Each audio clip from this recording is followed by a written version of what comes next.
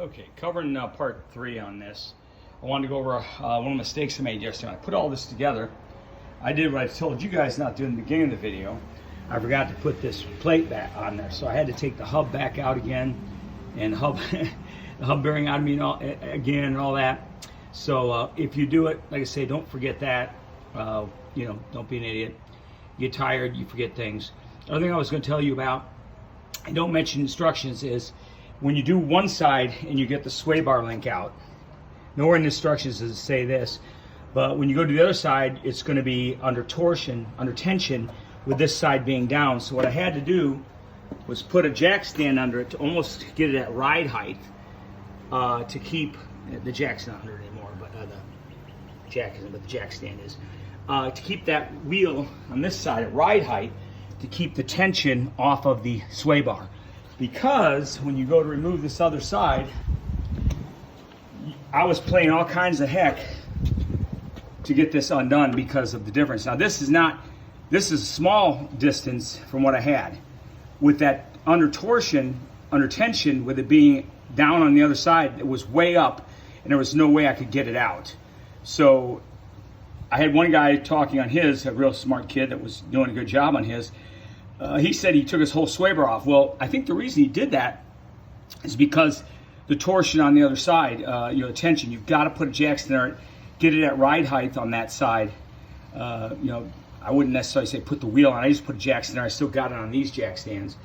But at least do that to prevent it from, you know, so you're going to be fighting getting this out. Whereas now, I was able to just tap it out. It came right out. So, you know, keep that in mind when you go to do this. I'm going to get on with this other side here and get the hub bearing and stuff in this. And I'll give you some more videos. Well, it's actually almost as tall as the green Jeep. Almost. But it's not as bad, hard to get in as I thought it would be. But definitely got a big gap between the tires.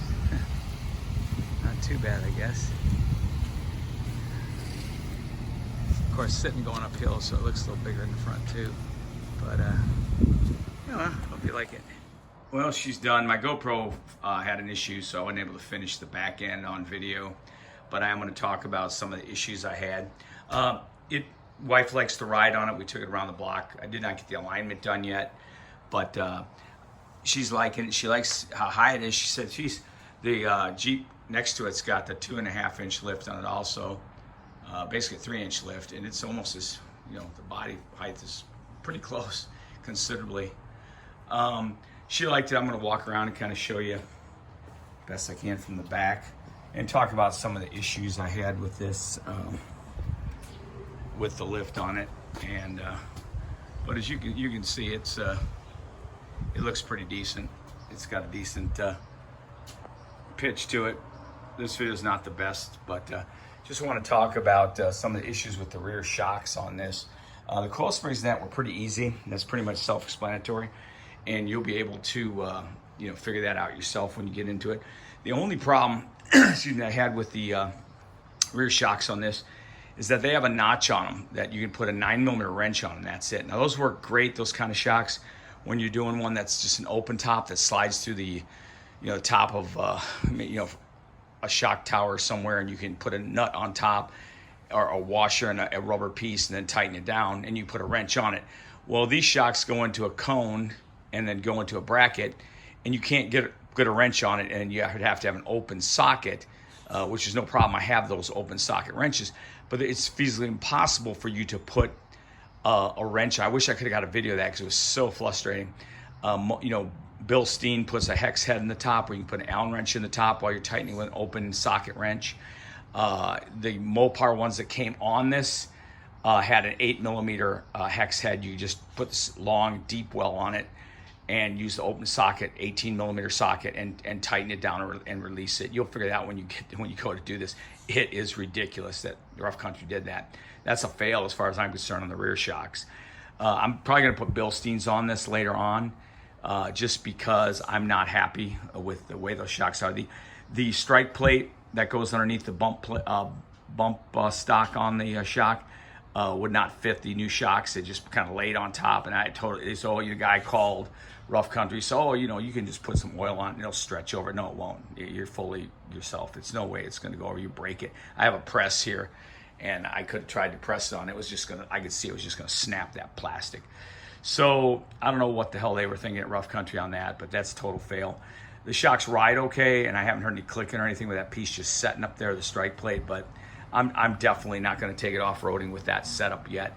I'm going to wait and get the Bilstein shock. And this is not made for rough off-road. It's just my elk hunting vehicle and our off-road, our backcountry vehicle to go camping. So it's not like we four-wheel this, that much. We do take it off-road, and we do take it on rough roads, but I will definitely replace those shocks in the back with Bilsteins.